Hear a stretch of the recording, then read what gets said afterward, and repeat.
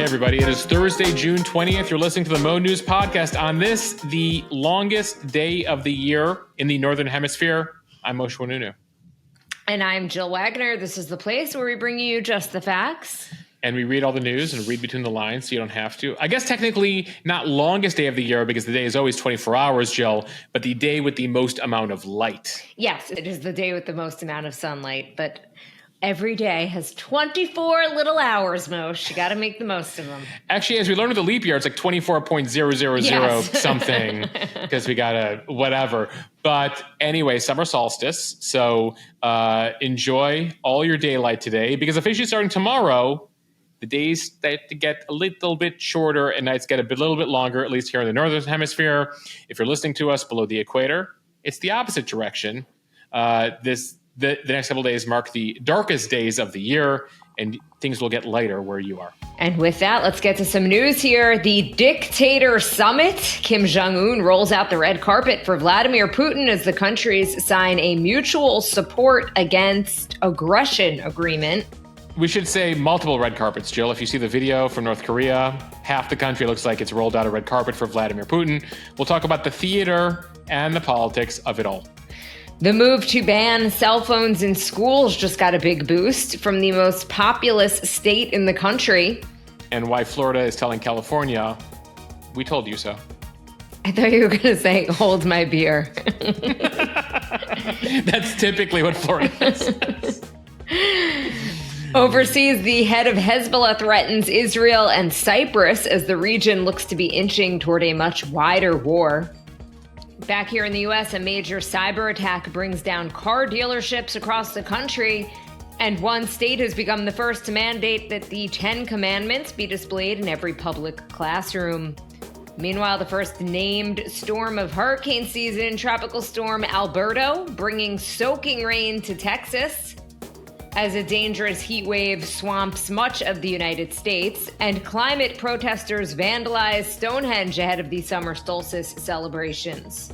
Jill, even the liberals who are very much sympathetic to environmentalists are like, come on, guys, this is too much. Plus, what we know about Justin Timberlake's DWI out east on Long Island. Crimea River. Jill, we're hearing from his lawyer. We'll tell you what he has to say. Actually, no, we're hearing from his lawyer's spokesperson. That's when you know you're a celebrity, when your lawyer has a spokesperson. Plus, Moshe is on this day in history. Your clue today. Do-do. Do-do. Two notes that changed movie history. I hope I didn't bring any of you anxiety. I know what that soundtrack can do. Okay, let's start with the dictator meetup in Pyongyang. Russian President Vladimir Putin visited North Korea this week for a meeting with Kim Jong-un. It is their second get-together in a year. The last time, though, it was in Russia. As the two countries look to deepen their military ties, this was a very high-profile show of unity. The news, Putin and Kim revived a mutual defense pledge between their countries that dates back to the Cold War. The new agreement essentially calls for them to assist each other in the event of, quote, aggression against either country, although the details here are not very clear. Neither side released the texts of the agreement, and it isn't exactly clear what this means for the near term. Both countries are nuclear powers and both are pariah states. For Russia, this is the farthest the country's gone in supporting North Korea. For years, Russia has cooperated with the United States at the UN, trying to curb North Korea's nuclear and missile program.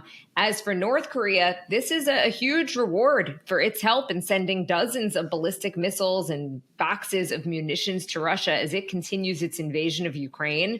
And as we mentioned, North Korea rolling out the red carpet, literally, for Vladimir Putin with all of the pomp and circumstance one could expect in a state visit, times like 100 if you look at it compared to what we do in the United States. They don't get many big visitors to North Korea, Jill, so when they do, they pull out all the stops. And Moshe, I think it was fascinating to read the comments on the Instagram account from people who said that it reminded them of stories from their parents living under communism or even themselves. Yeah, or any authoritarian rule, seeing these tens of thousands of North Koreans waving flags, dancing for Vladimir Putin, balloons, holding up sunflowers. Jill, it was, pretty remarkable, this sort of Stalinist concentration camp turned a coordinated dance parade that was being held for him.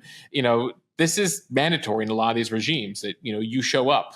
And if you don't show up, the government documents you and things can happen to you or your family. I remember, Jill, this is not communism, but my father grew up as a child in Morocco under the king there. And as school kids, they were required to show up when foreign heads of state came to the country. And that included, in the 50s, Gamal Abdel Nasser, the leader of Egypt, who incidentally was in the midst of expelling Jews from his country and trying to destroy Israel. And yet young Jewish Moroccan kids were waving flags and celebrating the arrival of Nasser. Because again, the government tells you to do something, you do it. But we got notes from people who grew up in the Soviet Union and Poland and a variety of countries who say this brought them some flashbacks.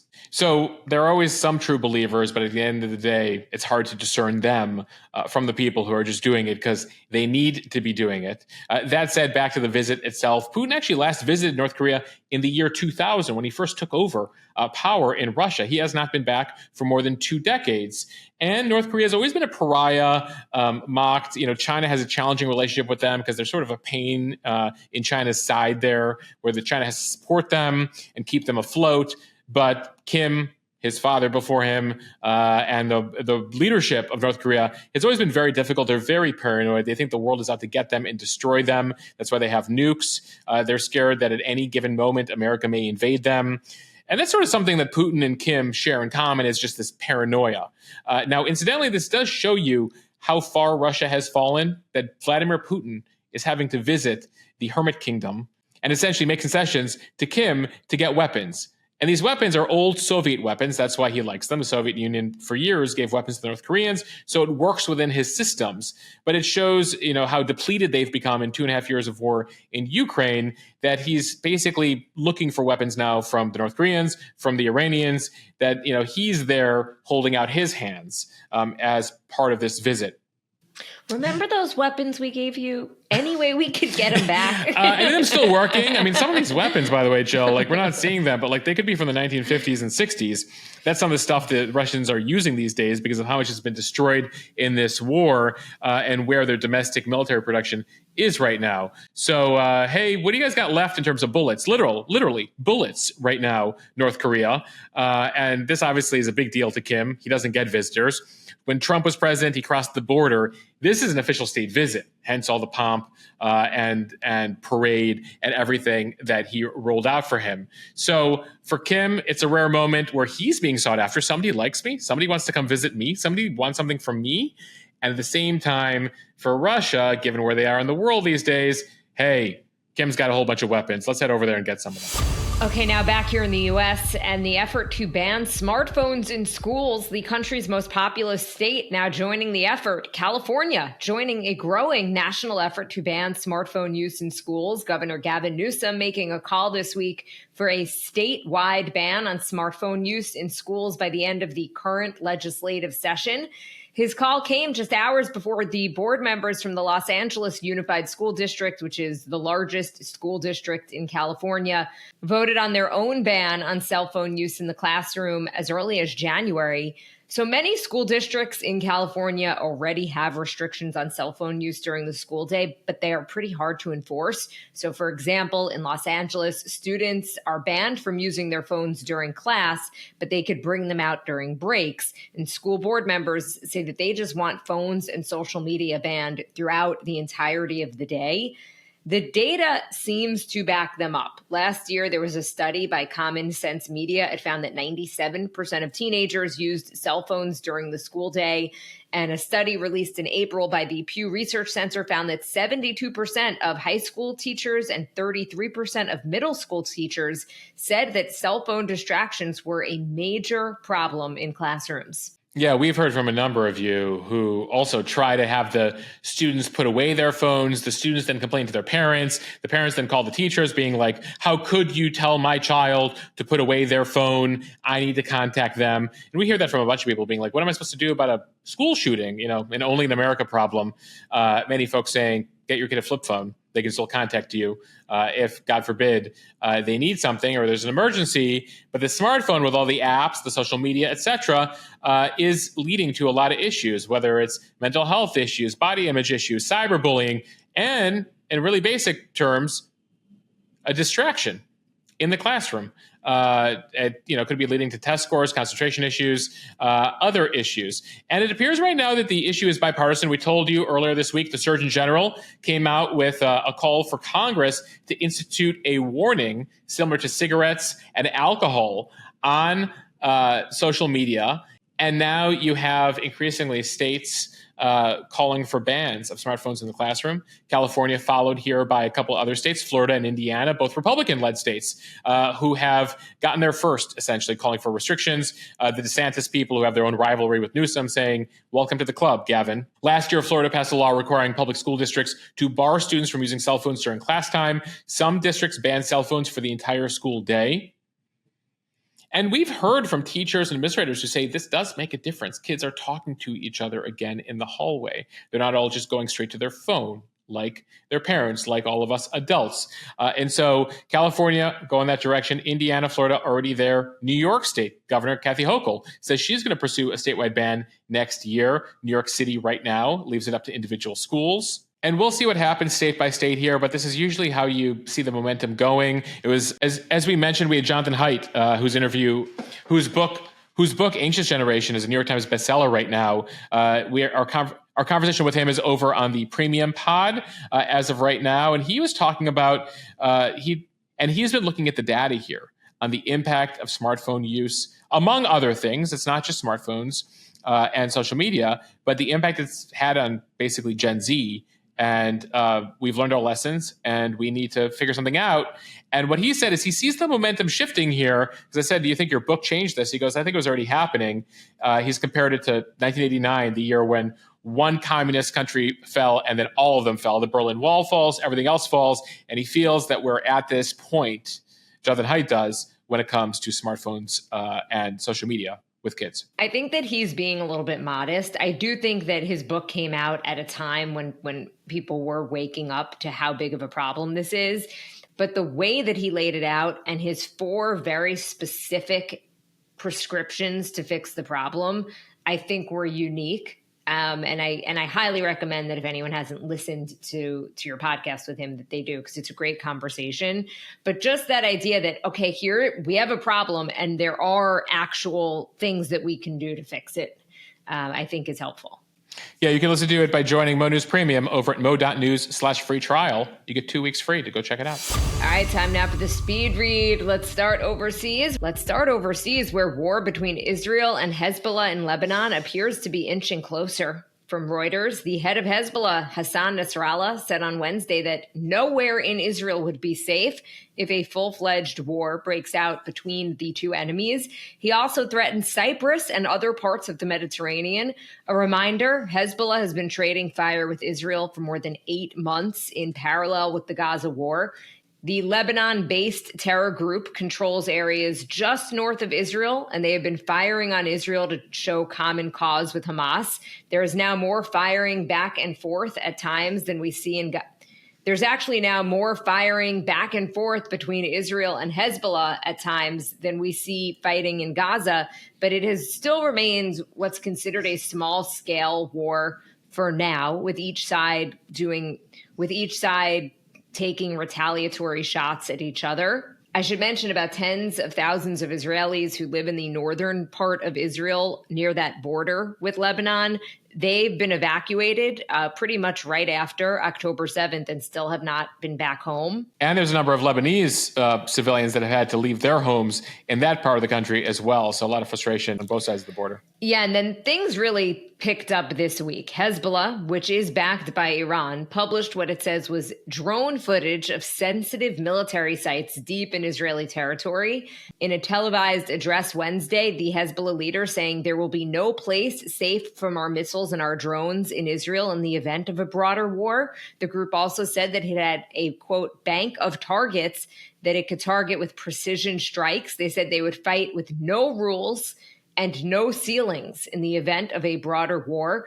He was speaking at a memorial event for the commander killed in an Israeli strike last week, who was the most senior Hezbollah figure to be killed so far in the current conflict with Israel. A reminder here that Hezbollah operates with very few limits inside Lebanon. They've been operating there for more than 40 years, since the early 80s, and the Lebanese army is not much to speak of. So effectively, Hezbollah controls much of southern Lebanon and sort of has their own foreign policy in conjunction with their sponsors, their weapon providers, and their godfathers, essentially, in Iran. And so there's no love between Hamas and Hezbollah, but Hezbollah has seen this as an opportunity to show their loyalty, show common cause here, and push their agenda. And we should note, Hezbollah, much stronger, much larger, and much more well-equipped than Hamas. So the Israelis have been reluctant to engage in a full-scale war up there, while they also had Gaza going. Given the technology that Hezbollah has, their size, and what a war with it would entail, which is why the U.S. has been so involved in trying to prevent an all-out war here. And they have shown some newer technology, some newer capabilities, some more advanced capabilities than what Hamas has, which has been concerning to Israelis. They're trying to get their head around all of it and make sure they're well-equipped should a full-scale war be necessary there. And you mentioned Cyprus there, which surprised some folks. Cyprus, an island about 100 miles to the west of Lebanon and Israel. They have been doing some defense coordination in recent years with the Israelis. They're not part of NATO, but there have been some coordinated defense action there. And so the Hezbollah leader saying, Cyprus, watch out. We don't want you helping the Israelis in this war, or we'll lob missiles your way as well. At the end of the day, if the war in Gaza can stop, Hezbollah has said it will stop firing as well. That's why a ceasefire is so important. But as the war in Gaza persists and the back and forth continues in the north, that has led to the more increasing concern that this thing could fully escalate into an all-out war. From USA Today, a cyber attack on software provider CDK Global upended operations at car dealerships across the U.S. on Wednesday. A spokesperson for CDK said the company shut down most of its systems out of an abundance of caution for customers. By Wednesday afternoon, the company had restored partial service. One of the leading providers of cloud-based software to dealerships in the country, CDK Software helps dealerships manage vehicle acquisition, sales, financing, insuring, repairs, and maintenance. Yeah, we heard this from a number of you who were at your car dealership yesterday during the holiday, or looking for a new car, which is always something people do on holidays as well. And you were all having a lot of trouble. CDK, you might have not heard of them before, but they're the back end here. They work with more than 15,000 dealerships across the country. They haven't provided much information on what caused the outage, who hacked them, but dealerships were having a lot of trouble yesterday. Some resorted to paper records. Some couldn't sell any cars whatsoever or schedule appointments. And it impacted everything from buying cars, insurance, to going there for an oil change. Jill, it feels like we hear about these cyber attacks every day, whether it's the medical industry, here was the car dealerships, but it really speaks to the need for the private industry, various companies, to really up their security to prevent these sorts of attacks that are really bringing down systems across the country. All right, from NOLA.com, Louisiana has become the first state to require that the 10 Commandments be displayed in every public school classroom. The bill was signed into law by Republican Governor Jeff Landry on Wednesday. The law mandates that a poster-sized display of the 10 Commandments in large, easily readable font be required in all public classrooms from kindergarten to state-funded universities. Proponents say that the purpose of the measure is not solely religious, but that it has historical significance. In the law's language, the 10 Commandments are described as foundational documents of our state and national government. Opponents, though, question the law's constitutionality, warning that lawsuits are likely to follow.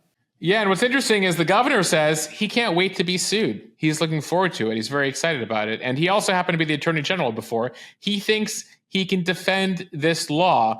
Now, debates and legal fights over the 10 Commandments in classrooms is not new. Back in 1980, the Supreme Court ruled that a similar law in Kentucky was unconstitutional and violated what's called the Establishment Clause of the U.S. Constitution, which says Congress can make no law respecting an establishment of religion.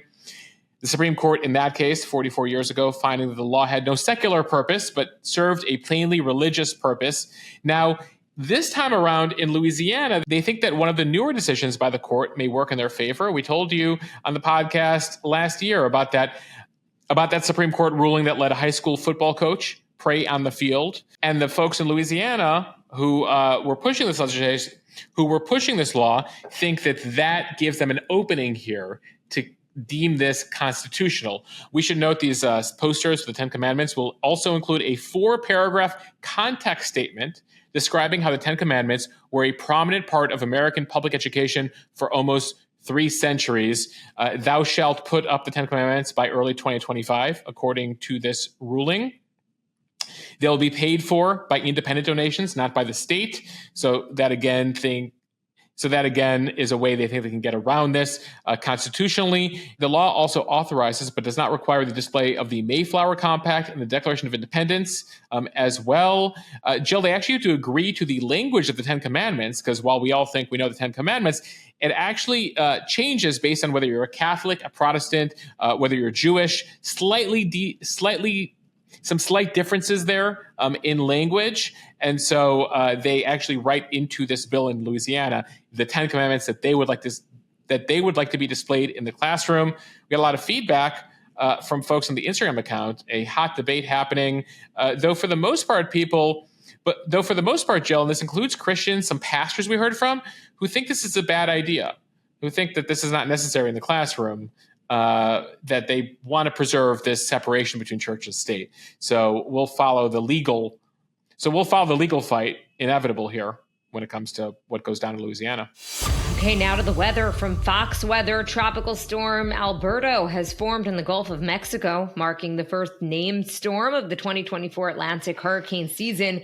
The storm is bringing heavy rain and coastal flooding to much of the Texas Gulf Coast. Even though the center of the storm likely won't make landfall in the United States, Alberto formed Wednesday morning, just one day before the average date of the first named storm of hurricane season in the Atlantic. Tropical storm Alberto is located in the western Gulf of Mexico, a few hundred miles southeast of Brownsville, Texas. So this is something you can track today via the Weather Channel, Fox Weather, or any of your weather apps. At some point this morning, it'll make landfall. But they're already seeing a massive rain total. But they're already predicting some major rain totals in South Texas, northeastern Mexico, as well as high seas. We saw some 16-foot storm surge predictions in certain areas. So flood alerts are up along the Gulf Coast. And hopefully it doesn't sit for too long, because the concern is just the massive amount of rain that comes with the storm. And as we've told you, it's set to be a potentially record hurricane season this year. We're only in June. We're already seeing this storm making landfall. The season runs until November 1st, and several of the major predictors have said this could be a bad one when it comes to the Atlantic storms this season. And it comes as a dangerous heat wave is scorching parts of the Midwest and the Northeast, where record-breaking high temperatures are forecast across dozens of cities. More than 130 million Americans will be impacted for several days. Yeah, stay cool out there, folks, as this heat dome takes over for a couple days. We're also watching in weather news a pair of fast-growing fires in southern New Mexico. They started in a tribal reservation. They've prompted thousands of residents to evacuate. One fire, as of Wednesday, had already destroyed 1,000 structures. From the Associated Press, 2 climate protesters who sprayed orange paint on the ancient Stonehenge monument in southern England were arrested Wednesday. It is the latest act by the Just Stop Oil environmental group. They are often vandalizing paintings to draw attention to their cause to fight big oil. The Stonehenge incident was quickly condemned by Prime Minister Rishi Sunak as, quote, a disgraceful act of vandalism. And it came just a day before thousands are expected to gather at the roughly 5,000-year-old stone circle to celebrate the summer solstice today, the longest day of the year, or the longest day of sunlight in the Northern Hemisphere. Jill, this is the most damage Stonehenge has seen since the Griswolds visited on National Lampoon European Vacation. Remember that scene? I could just imagine, though, this is not going over well with people who are visiting the area. No, the reaction's been terrible. Now, Just Stop Oil, that's the name of this group. They say the paint was made with cornstarch and would dissolve in the rain. Still, the folks who manage the site, the politicians, hope and everyone who's visiting found this to be upsetting. The folks who manage the site are also investigating whether there is any permanent damage from this incident. Now, Just Stop Oil is one of many environmental groups around Europe that have been receiving both attention and blowback for disrupting sporting events, splashing paint and food on famous works of art, interrupting traffic.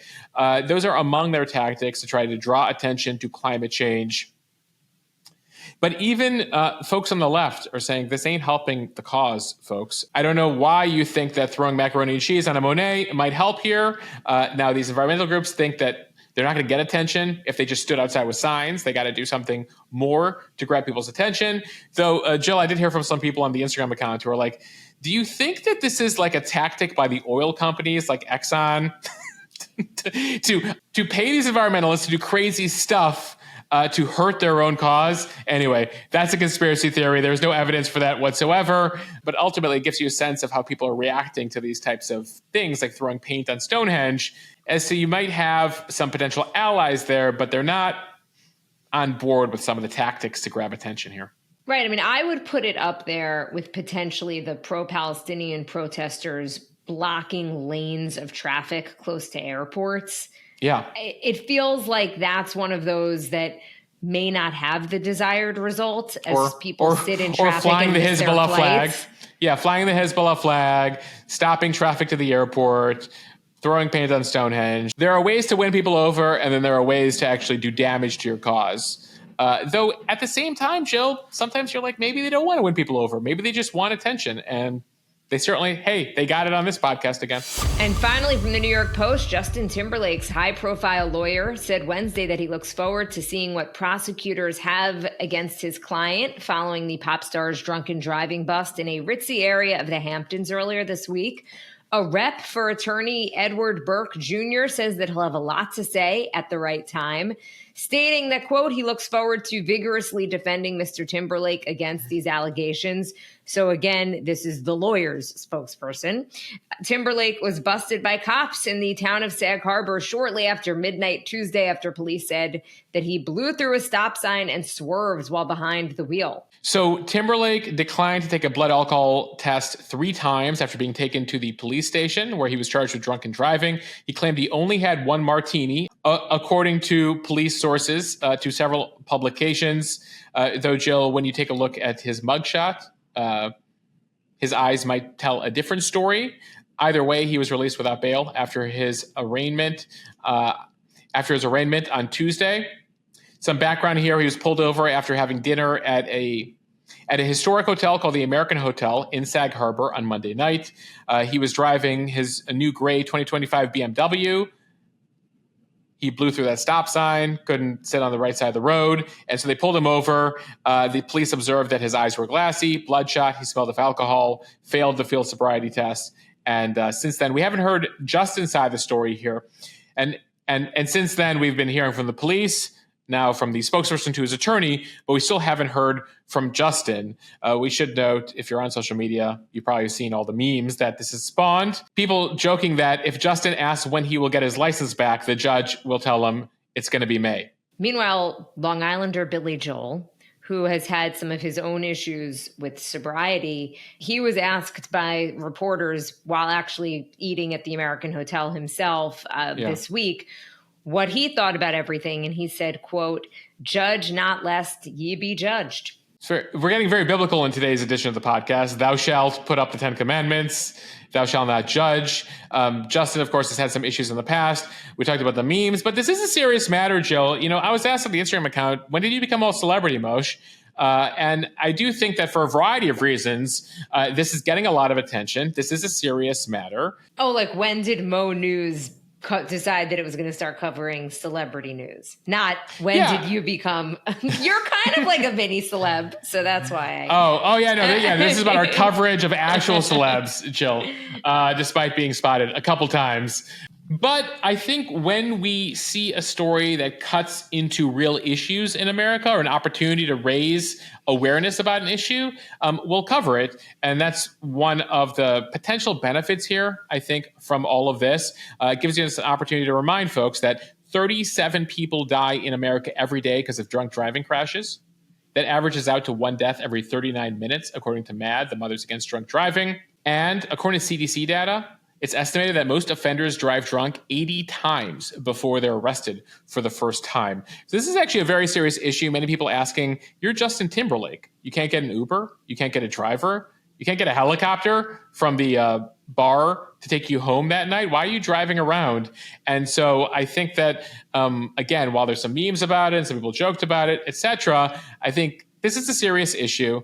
And hopefully, given that this story has gotten some prominence, it'll remind folks, trigger folks, hey, if you've had a drink, take the Uber home. I think that's an incredible stat when you think about it, that most drunk drivers have driven drunk at least 80 times before they're actually caught or arrested for it. And as a local news reporter, I have covered way too many drunk driving accidents. And very sadly, the victims, the people who usually get killed or seriously injured, are not the drunk driver. Usually Nope. The drunk driver winds up being the only person who walks out of the crash while leaving behind devastation. It's tragic. And in this day and age, there's no excuse. Leave the car behind, pick it up in the morning. All right. Now time for On This Day in History. We begin in 1947. Benjamin Bugsy Siegel, the man who brought organized crime to the West Coast, was shot and killed in Beverly Hills on this day in 1947. Bugsy Siegel, you might have heard of him. He was an ally of Meyer Lansky in some of the early mafioso days there about 100 years ago. He started on the East Coast, set up shop on the West Coast. He would apparently throw ragers in Beverly Hills, partying with Cary Grant, Clark Gable, was involved in bootlegging, gambling, and you can thank Bugsy Siegel for Las Vegas. Now, Las Vegas already existed as a small desert town. It was very sleepy. Nobody went there. And Bugsy found a compliant local government and legal, and Bugsy found some local government officials there who were like, yeah, we'll try out legal gambling here in Las Vegas. Bugsy's like, it's a few hours away from LA. This place might work out. So he builds the Flamingo Hotel in the middle of the desert, and it wasn't immediately profitable, which led to an issue with another famous mafioso, Lucky Luciano. It just so happens that they were having a huge fight about how to pay for the Flamingo Hotel when suddenly Siegel was killed in Beverly Hills. So Luciano is suspected of killing Siegel there. So that's that. One thing I'll mention on Vegas, it's still pretty sleepy in the 1950s until Fidel Castro takes over in Cuba in the late 50s. Havana was a gambling mecca until then. Castro says this is a communist system now. This ain't going to be open to all these Americans coming here for gambling anymore. Relations fall apart there, which really then supercharges Vegas in the 1960s. All right. Speaking of Cuba, on this day in 1962, to lessen the threat of accidental nuclear war, the U.S. and the Soviet Union set up a hotline, a red phone, to allow President Kennedy to call Premier Khrushchev. It was one of the things that they tried to do to help reduce tensions around the Cuban Missile Crisis, which had brought the U.S. and the Soviets to the brink of war. All right, we end here with a bit of pop culture news, as we typically do. On this day, 35 years ago, the B-52s released their song Love Shack on this day in 1989, based on a club that the group used to go to in the state of Georgia called the Love Shack. That Love Shack sounded fun, I gotta say. Moshe. Glitter on the mattress, glitter on the highway, glitter on the front porch. It's a little place where we can get together, you know? The whole shack shimmies? I mean, sign me up. I have to tell you, I don't know anything else about the B-52s. I think they're still performing, actually. But that song, that was awesome. And by the way, such a fun music video back when we were watching music videos to watch. It was. I still remember it, actually. All right. And finally, on this day in 1975. Yes, turning 49 years old today, Jaws was released in theaters. Huge success. It essentially created the genre of summer blockbusters. Steven Spielberg would go on to create many others, as would other movie makers. Now that music is iconic. It was made by John Williams, who's a legendary composer who's written a lot of beautiful music. But those two notes, you can play anywhere in the world, and somebody in that room will tell you Jaws. Now, what's interesting about it, background here, that one of the reasons that music became so important is because they were having technical difficulties on set. Spielberg, still young. They had this animatronic shark that wasn't really working out. So they had to find creative ways to show where the shark was when it couldn't be shown all the time because of the technical difficulties. So Spielberg said in a subsequent interview that when he was talking to Williams about creating that sound, that he expected to hear something weird and melodic, something tonal but eerie, something of another world, almost like outer space under the water. So he had these expectations of like, oh, I wonder what he's going to come up with. And Spielberg says that Williams then just played him 2 notes with 2 fingers on the lower keys, do, do, do, do, do. And Spielberg initially laughed, and it was like, you're kidding, right? And Williams was like, no, this is your sound of the shark. Spielberg then would later say, I think that score is responsible for half of the success of the movie. I don't disagree. It is totally synonymous with sharks, with the movie. It was eerie. It was really effective. By the way, John Williams, he's 92 years old, Jill, still performing. He still does some concerts. So see if he's conducting somewhere near you this summer. And just like incredible track record. 62 dozen Grammys, 5 Oscars, 54 Academy Award nominations. And, you know, his music is E.T., Jaws, Star Wars, Schindler's List, Indiana Jones, Saving Private Ryan, Home Alone. Really an incredible amount of work and contributions John Williams has made. John Williams and the B-52s still both performing. After all this time, maybe together, maybe the B-52s can come up with a lyrical version to the Jaws soundtrack. All right. We want to thank you for listening to the Mo News podcast. If you like what you hear, please share this with your friends. It will help us grow. Follow us, subscribe so you don't miss an episode, and review us in the App Store. And check out the premium. Join the Mo News team. The water's warm. I was literally going to say, jump right in, the water's warm. And then no I thought, sharks. 2 on the nose. The free trial may end soon. 2-week free trial. Mo.news/free trial. Check it out. Bye, everybody.